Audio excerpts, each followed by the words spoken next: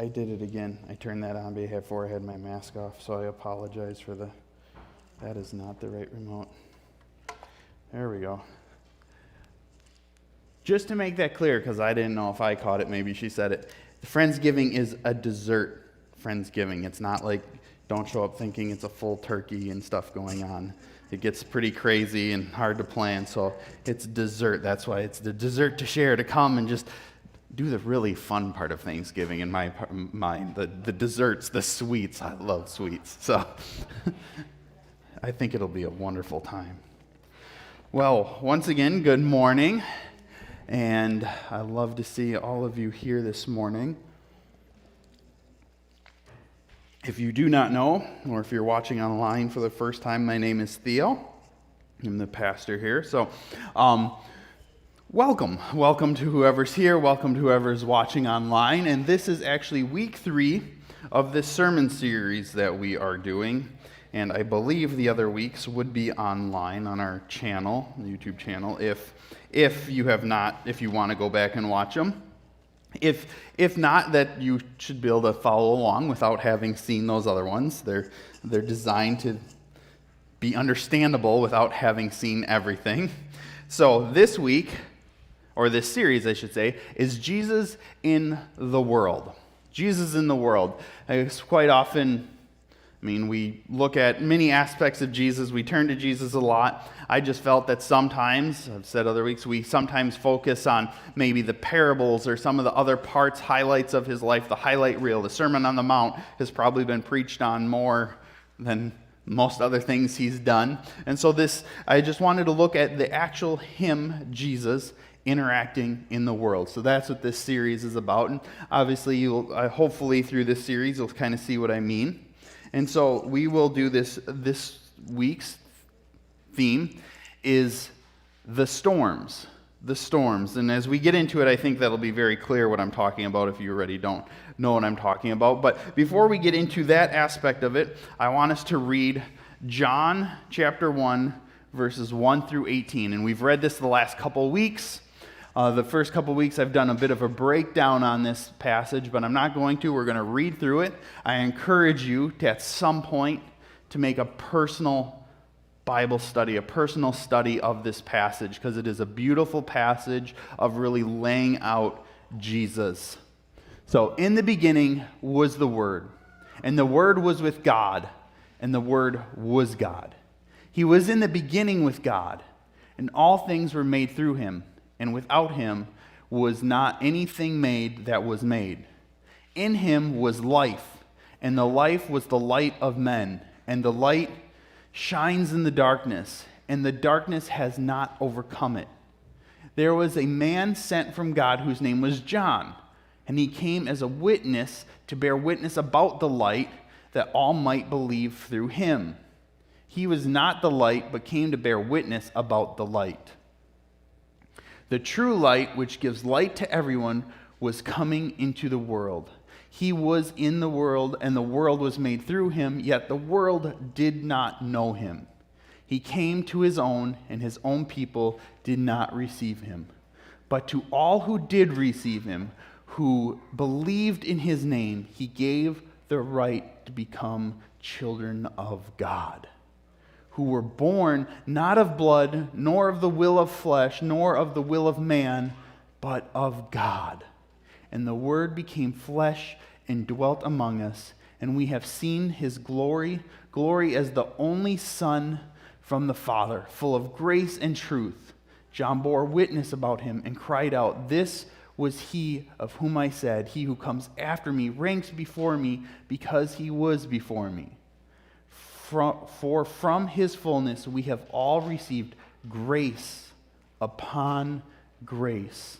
For the law was given through Moses, grace and truth came through Jesus Christ. No one has ever seen God, the only God who is at the Father's side. He has made him known." He has made him known. Just such a beautiful, beautiful thing. I love that, grace upon grace, because I know I need grace all the time. All the time I need grace. And if we think that we don't need grace at the moment, we probably need some grace. So grace is so important. So the reason I've read that again, because that passage that no one has seen God, the only God who is at the Father's side, he has made him known. If you want to there should be a slide there. This is the essence. This is the essence of this study, that we see God. Maybe there's not a slide, but that's okay. No one has seen God. Jesus has made him known. No one has seen God. Jesus has made him known. And that's why we study Jesus so much. That's why we have a full Bible that's all about God. It's all about God's interaction with us. It's all super valuable to read. But one of the reasons we always have to come back to Jesus. As much as you might like the book of Psalms or maybe you really like Leviticus or something, if you really are in a special place in your life.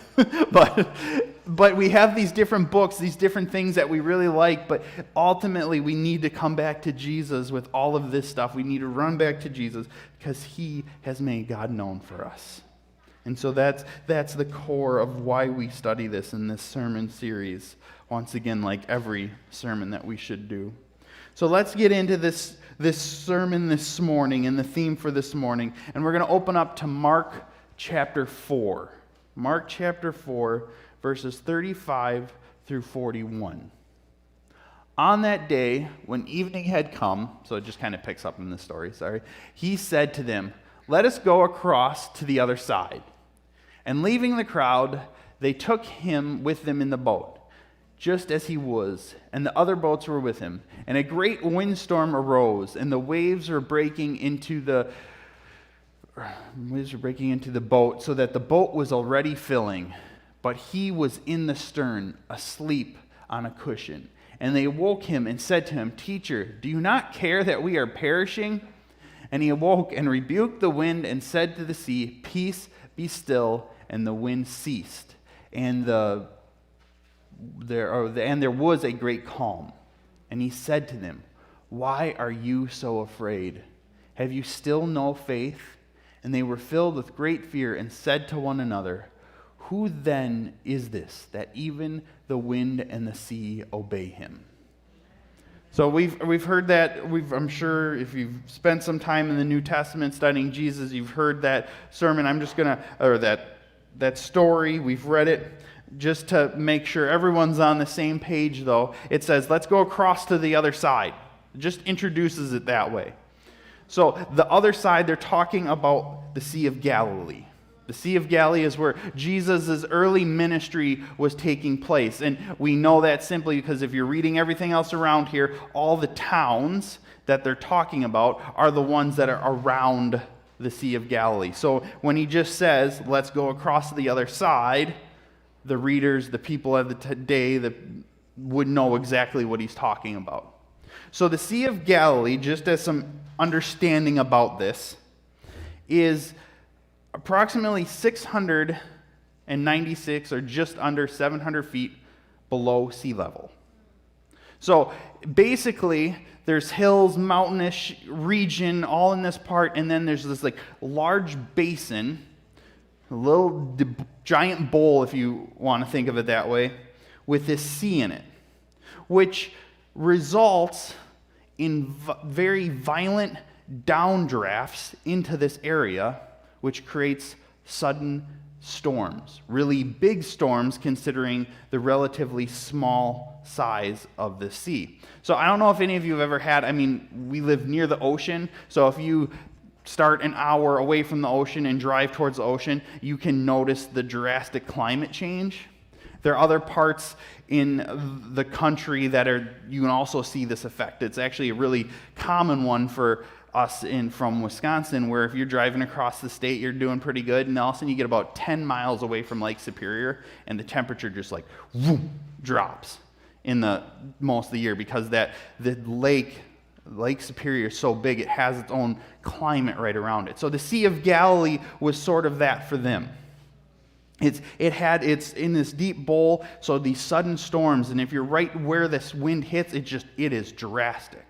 So that's kind of the layout. So there's these violent storms on this small sea, which is really only a few miles wide. Not like 1, 2, but about 5, 6, obviously, depending on where you are. If you're going on the widest parts, it's not a perfect circle. It's a little bit of a oval shape. But so it's the Sea of Galilee. And to mention this, a lot of his disciples, not like all of them, but a good number of them, the core of their first ones that he called, are professional fishermen on this sea. That's where their life was from, fishing on this sea. So he says, let's go across the other side. They know exactly what to do. They have their personal boats probably down there somewhere. They go down, getting in this boat, and they're sailing across there. And I don't know, I obviously wasn't there. I don't know if they had special ways to tell when a windstorm was coming or not, or if they were entirely clueless. I know, as growing up as farmers, we have these little things where you kind of watch the clouds, and if they do this or the leaves are doing that, there's probably a storm coming in this amount of time or that. The old wives' tales, as they're called. So I don't know if they had a bunch of stuff like that, or if this storm truly caught them by surprise, or if they thought, well, we're professionals, we got this. But so they're out on this boat, which quite often these boats, they've found wreckage of them. They could be 15 feet long, fit, a good number of people, maybe a little bit longer. They're not like tiny little canoes. They're decent-sized boats, but nothing huge. So they're out there, and this storm hits. This storm comes down, and the waves are large, going in. I don't know. It says they're going over into the edge of the boat. I don't know if that's 10 feet high. I don't know if that's 5 feet high. But the water's filling the boat up. And these are professional fishermen panicking. Professional boat people, sea people panicking, essentially is what we see. And the contrast of that is that Jesus is in the stern, sleeping. Just sleeping. So, first off, that indicates a couple of things. One of the reasons we're reading this is to look at Jesus, because quite often when we read these stories of the boats on the water, the talk is about the disciples.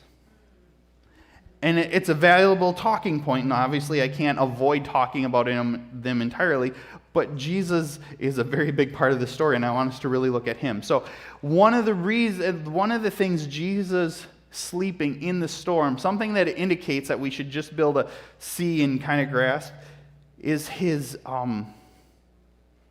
lack of fear in the storm. Lack of fear in the storm.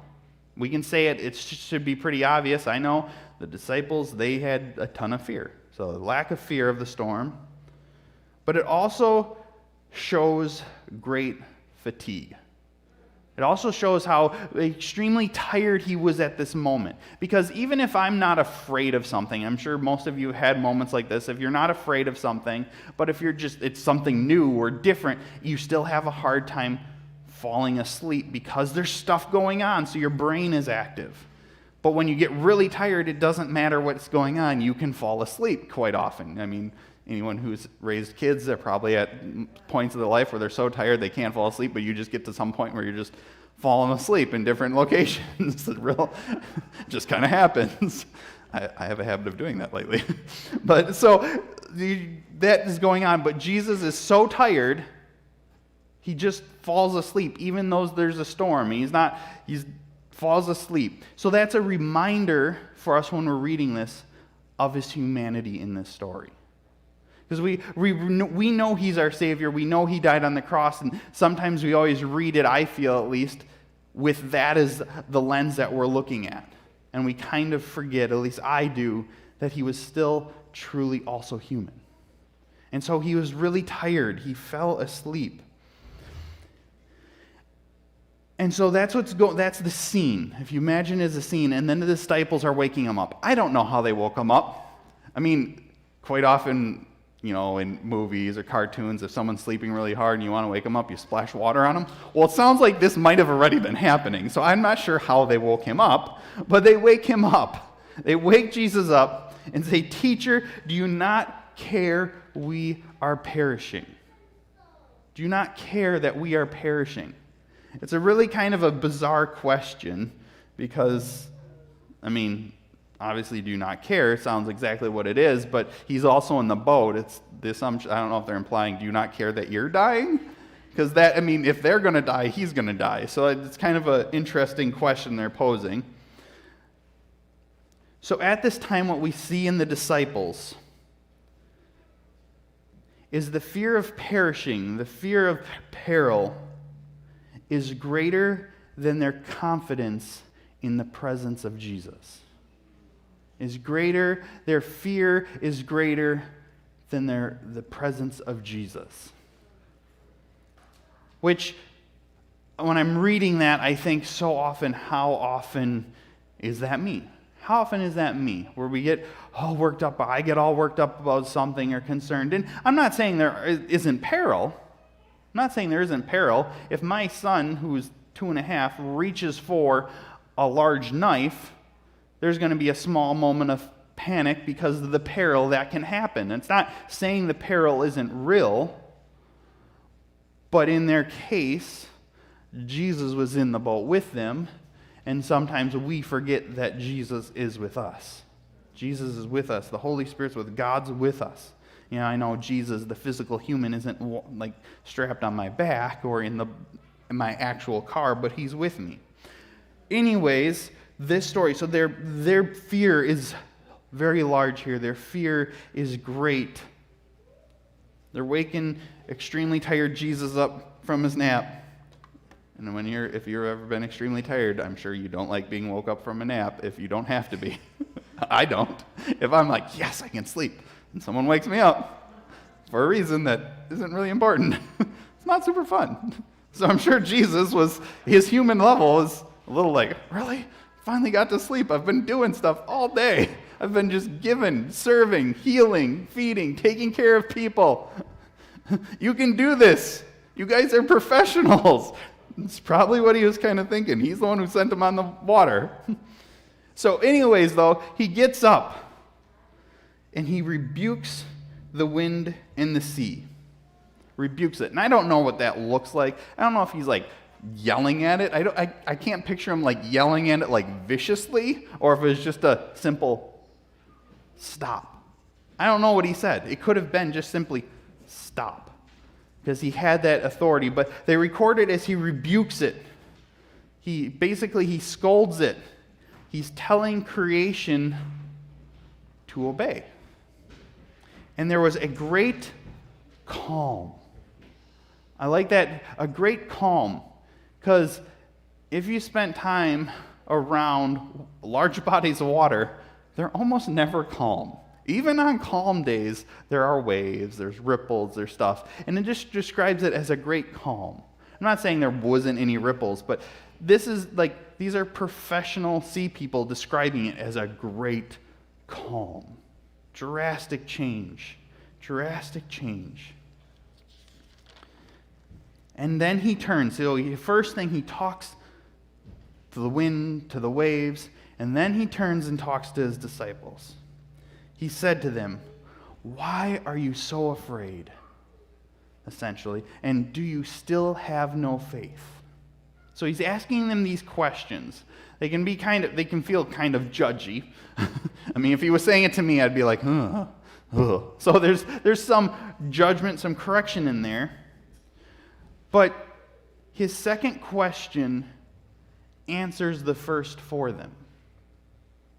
He's asking them, why are you so afraid? But yet he's applying with his second question, he's telling them on how to overcome that fear.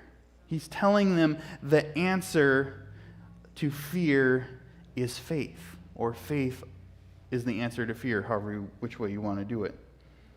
He's not addressing them, he's not telling them. He never says, there'll never be waves in your life. He doesn't tell them the sea's never going to act up. He's not telling them that, but what he's he's presenting this situation of, in those situations, in those spots where the fear comes up, in those storms, faith is the only thing that's going to get you through. Faith. And it's kind of interesting. I'm going to just mention this here and we'll follow up a little bit more, that there's another Old Testament Bible person that we see in a large body of water with storms. There's also Noah that was in a large body of water with storms, but also Jonah. Jonah was also asleep in the boat when everyone else was panicking on that boat, and they had to go wake him up. It's kind of an interesting difference of Jesus to Jonah. If you parallel Jesus responding to the storms and Jonah responding to the storms. So we'll follow that up a little bit more here, but I wanted to mention it. And then one of the things that they did right here, I want to point out, something they did extremely right, is they turned to Jesus. They did turn to Jesus. Regardless of their fear, regardless of the storm, something they did right is they turned to Jesus. They turned to him. He never scolds them really for waking him up or ruining his nap or other things. He's addressing what's going on inside of them in relation to who he is. And then they say, at the end of it, it says, they said, even the wind and the sea obey him. So at this point, they've been seeing him do other miracles too. But for some reason, the fact that nature obeys him, like to that level, has a certain power to that. And I can say, I understand it. Because, people have problems sometimes. When we pray for them, problems go away. It seems kind of not supernatural, but not really grabbable. It's not right there, really evident to some extent. Some of that spiritual, the internal stuff is a little harder to see.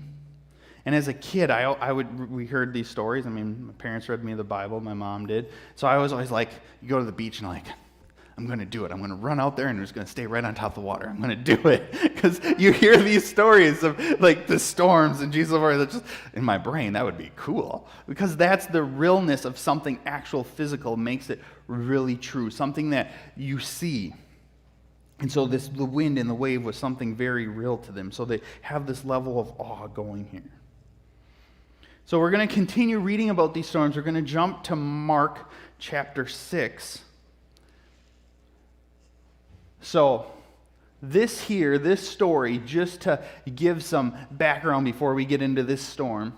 So last week, one of the last things we read, if you were here, was about Jesus, the disciples coming back to him. They did all this ministry. They're tired, and he tells them, let's go away. Let's go be alone so you can rest. Now, if you read the gap in between there and here is the feeding of the 5,000. They're going to go leave, and the crowd swarm them, and Jesus says, well, we got to take care of them even though we're exhausted, even though we're tired.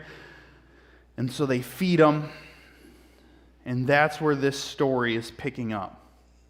So immediately after this was ending, immediately he made his disciples get into the boat and go before him to the other side, to Bethsaida. So once again, crossing the Sea of Galilee.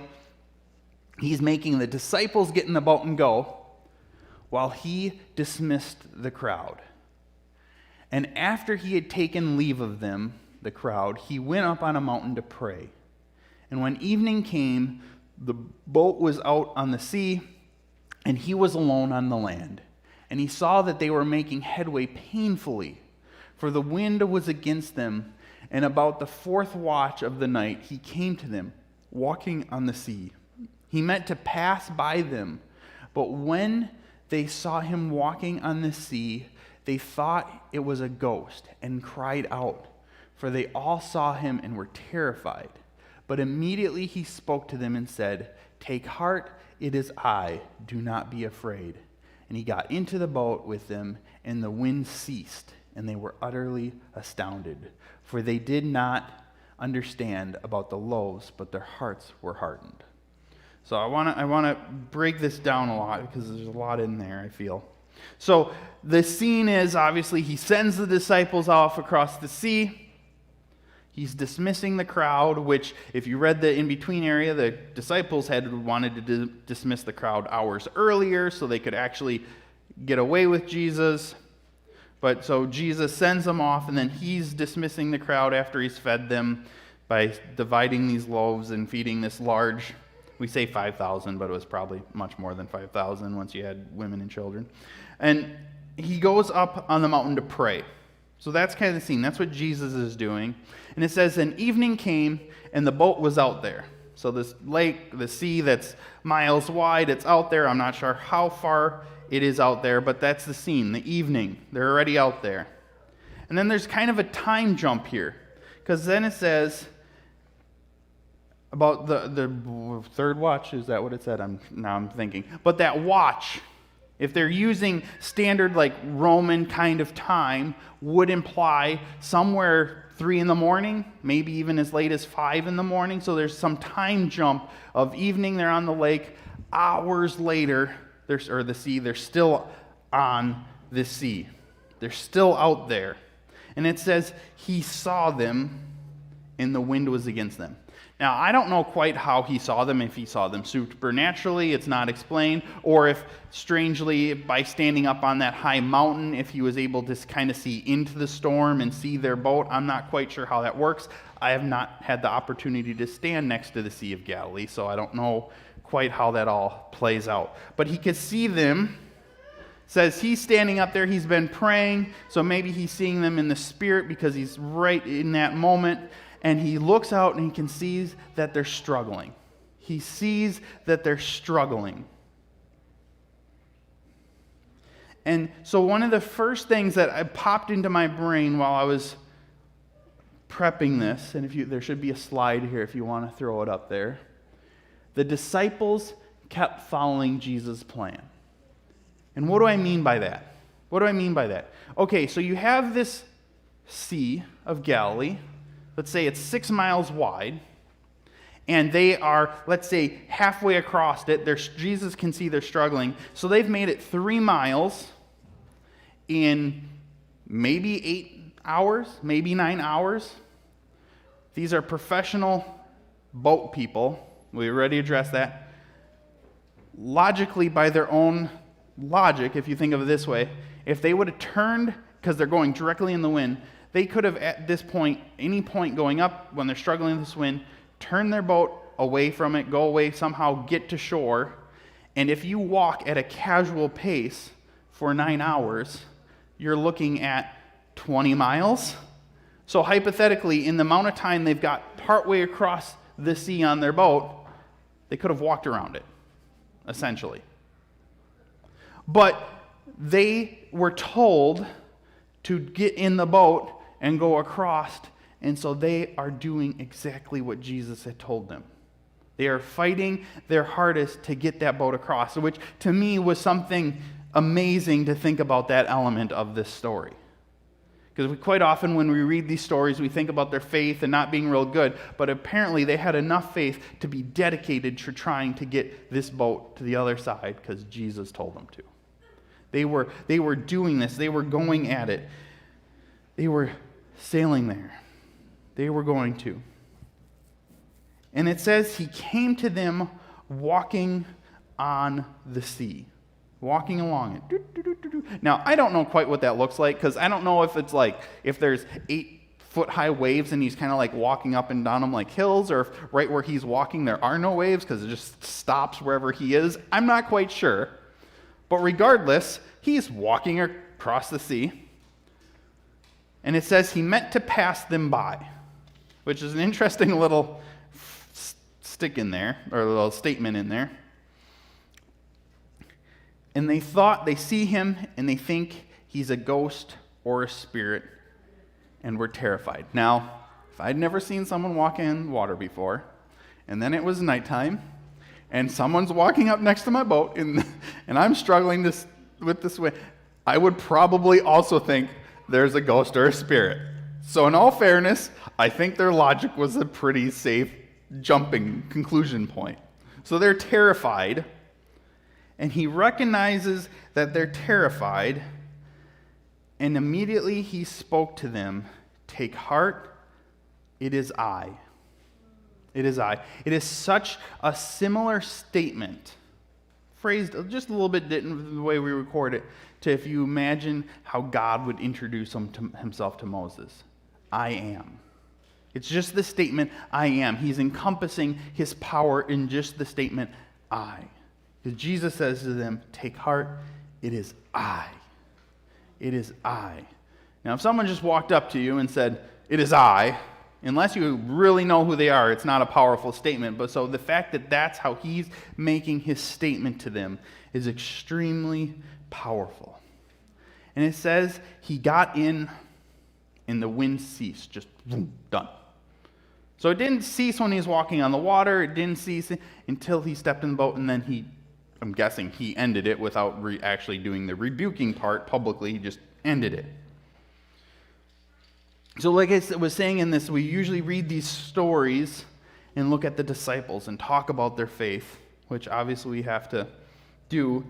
But we really need to look at Jesus this morning, I think, while we're reading this. So I have a couple questions of things that I think we need to answer in our own minds to understand the story about this story involving Jesus is, do we really think Jesus didn't care?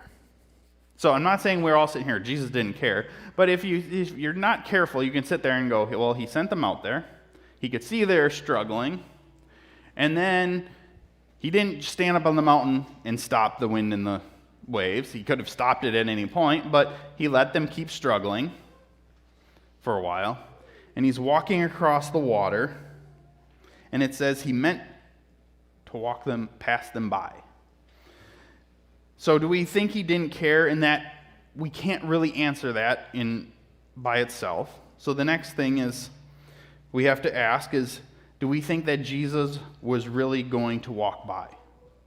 So it's phrased he meant to walk by them, pass them by. But do we really think he was going to walk past them and just leave them there if they hadn't called out to him?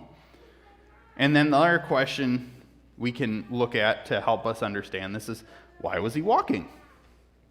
I mean, in all reality, if Jesus had all this power, he could have teleported to them. I mean, we kind of know he had that some sort of ability like that because it talks about him they were going to try to throw him off the cliff top at one point in his ministry, and it just says he passed through them and was not there and they couldn't find him. I don't know if it's like teleportation like we quite think teleportation, but he had abilities to do something. So walking was somehow very important. Walking on this water was somehow important. He wanted them to see. But if we try to answer these questions about Jesus I just posed in this story, the only way we can answer them is by looking at his divinity, his deity aspect. What was he doing? Why was he doing this? Why was he allowing the storms? We can kind of look at, if we start to do that, we can understand this story a little bit better. We can understand it a little bit better. Now, if he really meant to just leave them out in the water and just leave them struggling to see how long they last, he could have just walked around the lake. He could have somehow teleported to the other side of the lake. If he was really just going to walk past them and not stop, why was he walking close enough so they could see him? It's kind of like a designed interaction in between him and them. So I said earlier we were going to see some connections. I was going to bring it back to Jonah. I'm just going to explain here for a moment. So Jonah sleeping in a boat, Jesus sleeping in a boat. Storm's horrible. Jonah's response is, well, I can't do anything. God's mad at me. Throw me in the water, which stops the storm. Jesus' response is, well, I'll just stop the storm. So we can see the deity, the divinity, the holiness of Jesus there.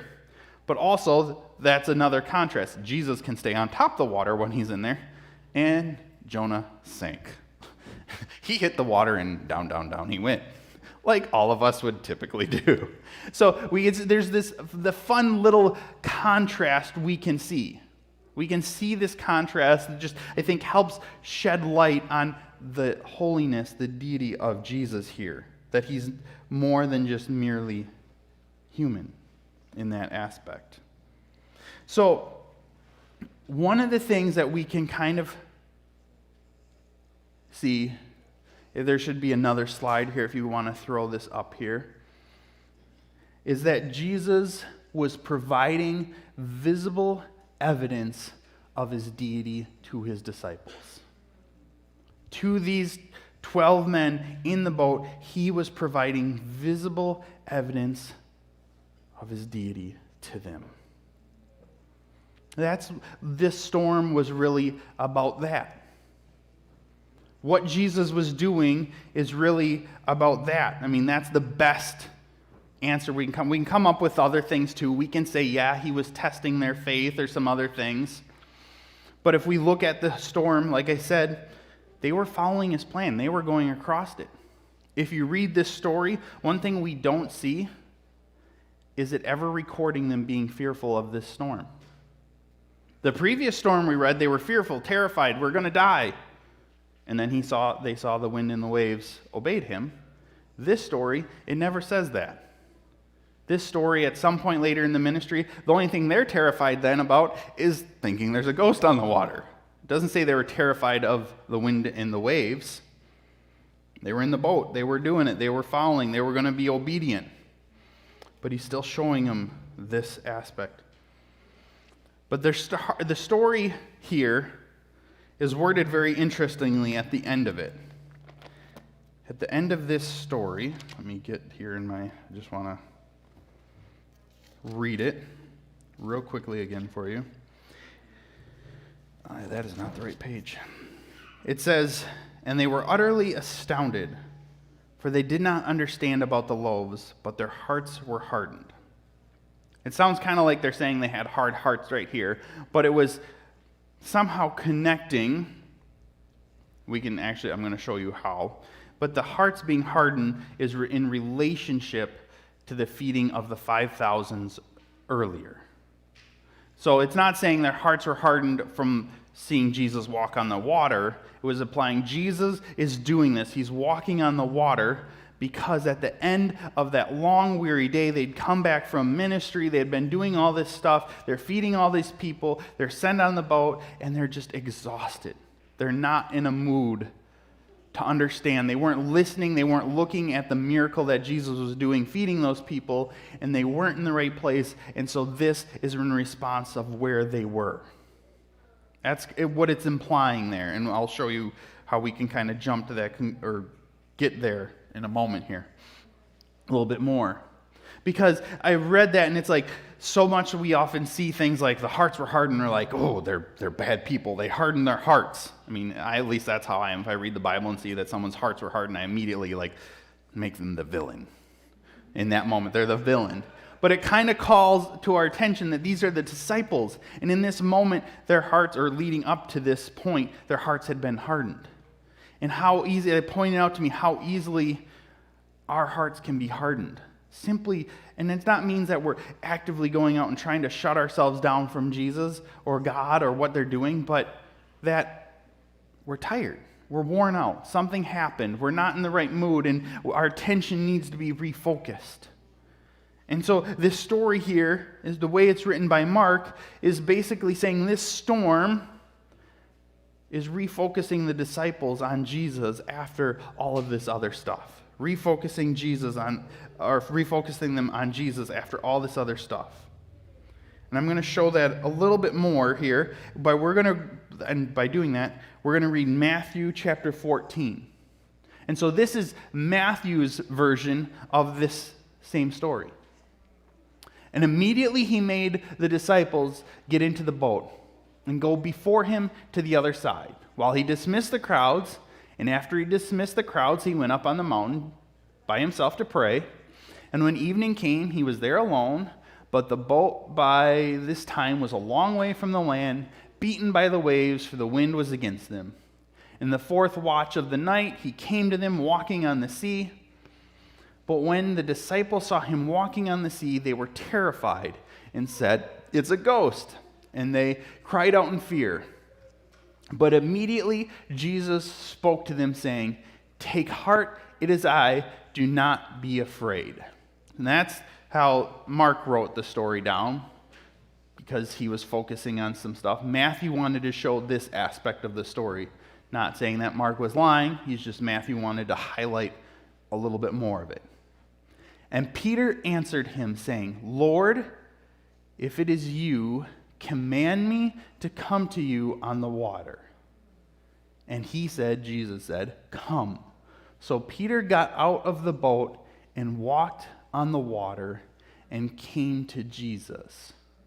But when he saw the wind, he was afraid, and beginning to sink, he cried out, "Lord, save me." Jesus immediately reached out his hand and took hold of him, saying to him, "O you of little faith, why did you doubt?" And when they got into the boat, the wind ceased. And those in the boat worshipped him, saying, "Truly, you are the Son of God." You are the Son of God. So this is the same story, but just told with a different highlight, a different lens, so to speak. Mark wanted to show a certain aspect of the story and include it at the end because their hearts had been hardened during all the feeding of the 5,000 and stuff like that. And so this had to happen. And Matthew was focusing on basically more of this Peter and this other part of the story and where they got moved to. Mark was focused on basically where they came from, and Matthew focuses on where they moved to through the storm. So Peter answers, "If it is you, command me to come to you." Now, personally, I would say that is horrible logic on Peter's part, because if they were terrified that this was a spirit, then why would you want a spirit to say anything to you? Because if it is a spirit and you step out, you're doomed. So for me, Peter did something there that I don't think I could get myself to go to, not because I don't believe in Jesus, but because they didn't seem to think it was Jesus, so why would he say it? So it doesn't seem to have logic in my mind, but Peter says it. Maybe it's just because Peter's mouth goes before he thinks, or maybe it's because Peter just all of a sudden, maybe it was right at that moment, and Peter's like, "Oh, he says it's him, so I'm going to trust him. I'm going to try to put my faith out there like he's been telling us to do." Maybe that's where Peter was. It's not really a lack of faith at that point, but really a solid faith that Peter must be having at that point. They're struggling in the sea. They're going through all this, and Peter's still willing to go a little bit farther. "Jesus, take me farther." And so Jesus says, "Come." Peter got out, and it says, and he walked to Jesus. That's how it actually words. So I don't know how close Jesus was to their boat. It must have been far enough away that they thought he maybe was just a spirit, because if he was 2 feet away, they could have probably pretty easily been to tell he wasn't a spirit and it was actually Jesus somehow walking on the water. So he must have been far enough away with the wind and the storm, they couldn't quite tell. So to me, it implies that Peter got out and actually walked on water a ways.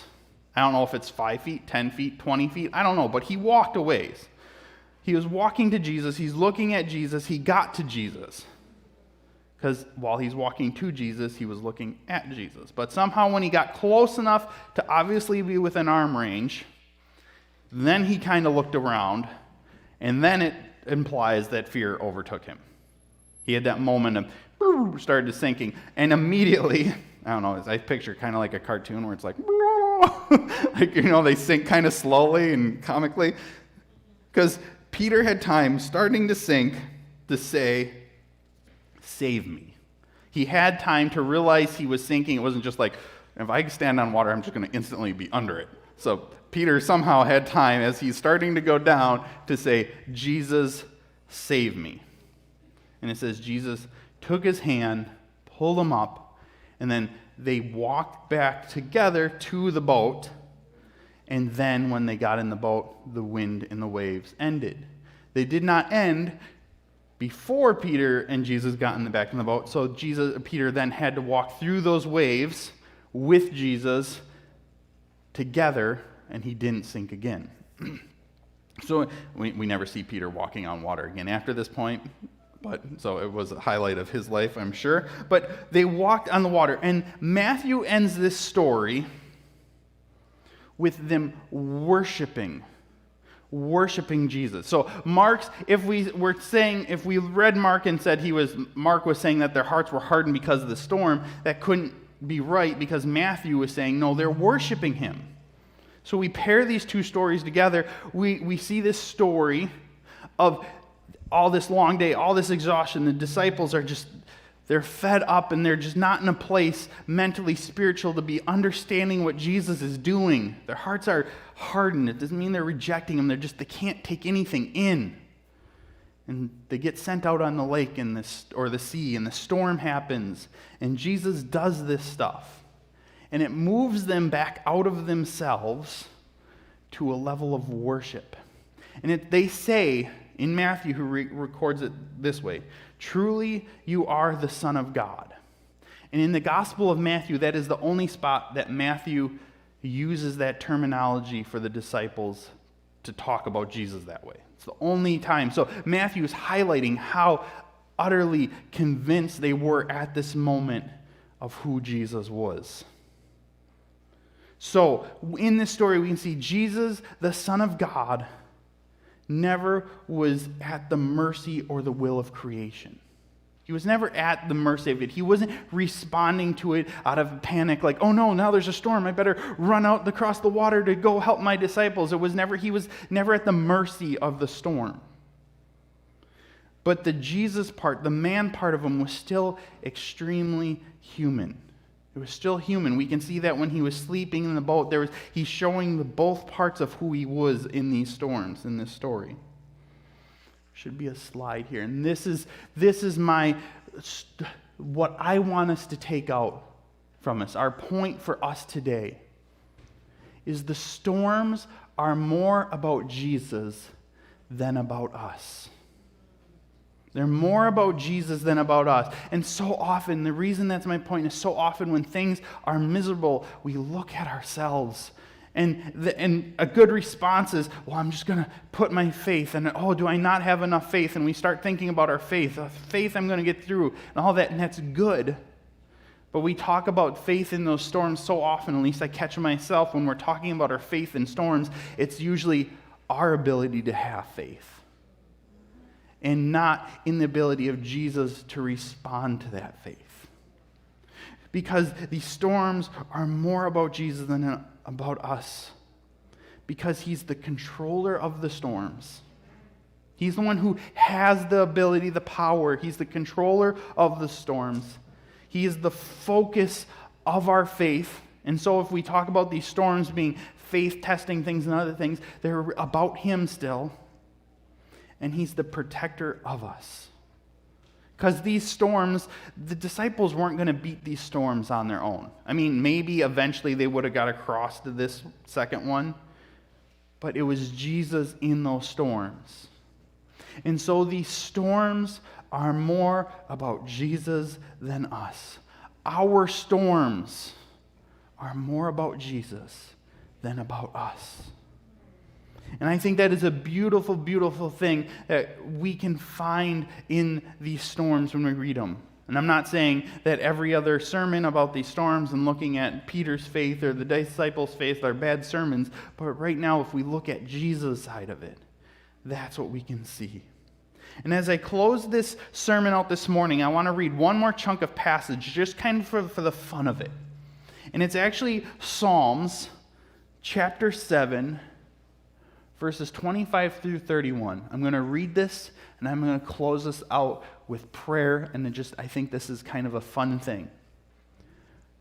For he commanded and raised the stormy wind, which lifted up the waves of the sea. They mountained up to heaven, and they went down into the depths, and their courage melted away in their evil plight. They reeled and struggled like the drunken man and and the wit's end. And they cried to the Lord in their trouble. And he delivered them from their distress. He made the storms be still, and the waves of the seas were hushed.